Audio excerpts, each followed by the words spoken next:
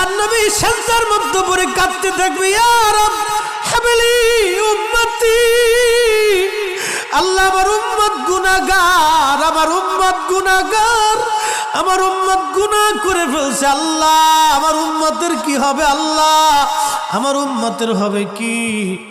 আল্লাহ পাক ডাক দিয়ে বলবেন, হাবিব আপনি আর সেজদায় পড়ে থাকবেন না, মাথা উঠান।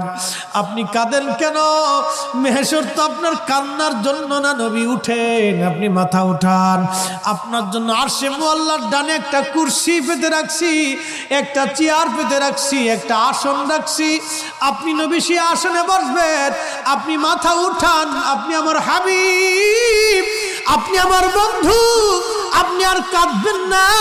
হুজুর আপনি মাথা উঠান। আল্লাহর নবী তখন বলবে, ইয়া রব হাবলি উম্মতি, আল্লাহ আমার উম্মত গুনাহ করছে। আল্লাহ ডাক দিবে, হাবিব আপনি মাথা উঠান। আপনি সর্বপ্রথম হামদের পতাকা উড়াবেন, আপনি সুপারিশের পতাকা উড়াবেন, আপনি যাকে খুশি তাকে নিয়ে জান্নাতে চলে যান। একবার জোরে বলা যাবে কি সুবহানাল্লাহ?